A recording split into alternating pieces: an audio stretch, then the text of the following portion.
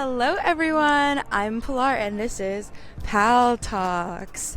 I'm here with Kirthi. and we're just going to start by doing a cute little interview. So, what we want to know is, who are you, and what do you do? So, I'm Kirthi. I'm 23 years old. I grew up in the Middle East in this really small country called Bahrain, and now I work in finance at Citibank. So, you grew up in Bahrain. Can you describe what that was like? It was really fun. Honestly, I loved growing up in the Middle East. I went to an international school, so I was around so many cultures and like different nationalities from such a young age. So I feel like it really helped me kind of adapt and be able to interact with a lot of different people. It was also just fun. Like, I feel like things just were unserious. Not much happens in Bahrain, so people are very like carefree, relaxed, and I feel like that's definitely infiltrated into how I live my everyday life. After coming to America, and I've lived here for 5 years now, I've started becoming a little more on edge, but overall, yeah, Bahrain was great. And can you tell us if there was a defining moment in whether it be your childhood or your younger adult years that like helped you figure out what it is that you wanted to do? Because PalTalks is all about getting to know people, how they ended up where they are. So this is the question we want to know. Okay, this is actually really funny. So in high school, I took a business class, and I really hope he never sees this, but my business teacher was so good looking. Like, he was just very, very good looking. All the girls in the school had a crush on him. He was married. He like just had a baby, like very untouchable, but You could get him. You could get him. no, No? we enjoyed. He was very like visually pleasing to look at in class. So obviously I put a lot of effort into business, and I did really well in business. And I was like, oh, this is something I'm actually doing well in. I don't know if it was because I was actually interested in the topic or because the teacher was hot. It could have been a mixture of both. But when I was applying for schools, I was like, I'm just going to apply for business. I did business and I concentrated in finance, and that's how I'm working in finance right now. So hot people are in business. Look at you. Do you agree, like, across the board, business people are the hottest? I don't know the hottest, but I would say the business school at Northeastern was probably like a little more attractive than maybe the other colleges. So, yeah. You heard this here first, all you youngins. Northeastern Business School. If you want a hot one, that's where they're at. And I have to know, what is one of the hottest things that you do in your day-to-day life? I feel really hot doing this, so I'm going to say it's the hottest thing I do, but every day I do yoga, and I basically... If y'all could see her bunda, you would agree. You would agree. This girl is mad fit. And basically, I just feel really hot being able to, like learn these crazy fun poses and like being able to hold them, and then I love filming myself and like sending it to my friends, and my friends being like, that's so crazy, how did you get into that? But it's actually, I feel like with yoga poses, they look a lot more complicated than they actually are.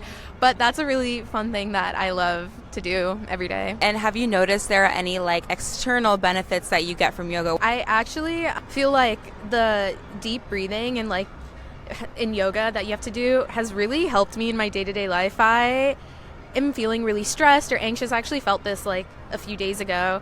I literally just stop myself and do like deep breaths, and it really does calm you down. And I feel like that sounds really dumb to say, but it really works. And then I feel like yoga has really made me realize that if you like breathe, if you start breathing a lot and like hyperventilating, like that's not going to help anything. It's not going to make you feel better. It's actually just going to make you feel worse. Like, the best thing to do is just ground yourself in the situation and just like slow your breathing and really just like try to be present and not freak out. Can you take the mic and walk us through one of these breathing exercises? These breathing exercises are very simple. Just like try to stand up, or no, sit up a little straighter, and just inhale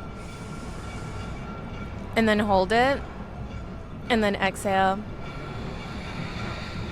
And yeah, you just keep doing that until you feel less shaky and less anxious. Kirthi right here. Do you see yourself maybe picking up like a yogi license in the future? Definitely. I was actually talking to my mom about that this morning. I want to get my master's, and while I'm getting my master's, I obviously won't be working like a corporate or desk job, and I was saying how I really want to get my license before I get my master's, so then during my master's I can teach, and I think that would be really fun to do in between classes. What do you want to go to like get your master's in? I do want to get an MBA. Are you staying on business right now? I am standing on business right now. And I have to know, outside of yoga, what does a young, fun Kirthi like to do in New York City? This is something I need to work on because I feel like I haven't done as many fun things as I could in the city. I spend a lot of time hanging out with friends. We're all on a budget though. We'll hang out probably like at each other's places, or maybe we'll go to dinner and get a few drinks, but that's the more expensive option. But I'm trying to find more fun things to do that are low cost, and I feel like this is my time now to explore. We're going to do a spin-off series with Kirthi where we try out these like fun,